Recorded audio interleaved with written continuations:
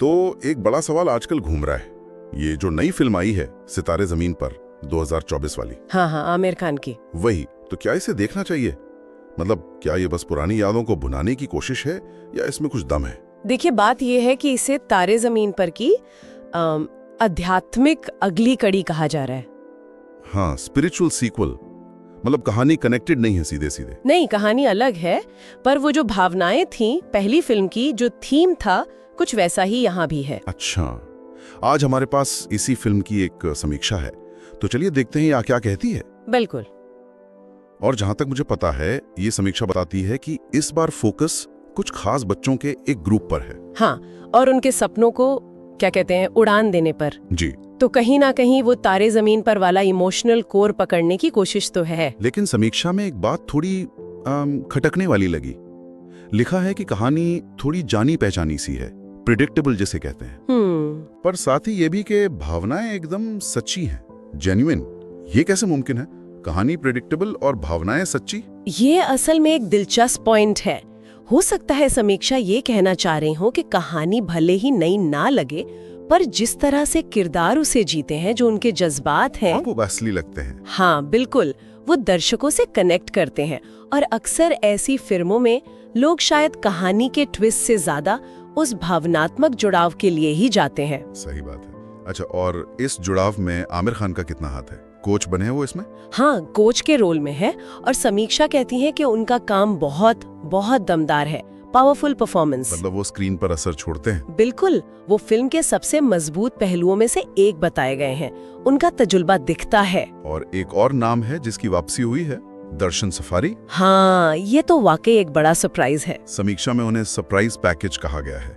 इतने साल बाद फिर से उसी तरह के माहौल में, ये तो मतलब। हाँ, ये कई लोगों के लिए पुरानी यादें ताजा करने जैसा होगा, और समीक्षा इसे एक बहुत अच्छा एडिशन मानती है। ये कहीं ना कहीं दोनों फिल्मों को जोड़ता भी है इमोशनली।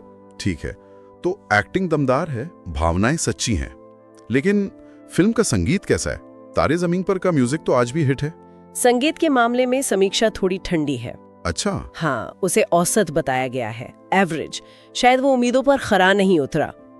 ये तो थोड़ी निराशा वाली बात हुई। हाँ, कह सकते हैं, खासकर जब आप पिछली फिल्म से तुलना करते हैं। तो फिर कहानी जानी पहचानी, संगीत औसत, फिर भी समीक्षा ने इसे 5 में से 4 स्टार दिए हैं। ऐसा क्यों? लगता है कि समीक्षा के लिए जो चीज सबसे ऊपर रही वो है फिल्म का मैसेज। और वो मैसेज क्या है? वही जो पहली फिल्म की आत्मा थी, हर बच्चा सितारा है। अच्छा। समीक्षा का मानना है कि फिल्म इस बात को बहुत असरदार तरीके से सामने रखती है।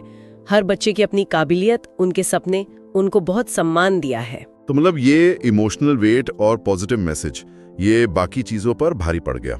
लगता तो यही है। समीक्षा का जोर इसी बात पर है कि फिल्म दिल को छूती है और ये संदेश देती है कि हर किसी में पोटेंशियल है। तो कुल मिलाकर अगर इस समीक्षा को देखें तो सितारे जमीन पर शायद मौलिकता के खेल में नहीं उतरती। हाँ, वो नएपन से ज्यादा भावनाओं पर, एक्टिंग पर और उसे खास संदेश पर टिकी है। और ये संदेश है विशेष बच्चों की क्षमता और उनके सपनों के बारे में। बिल्कुल।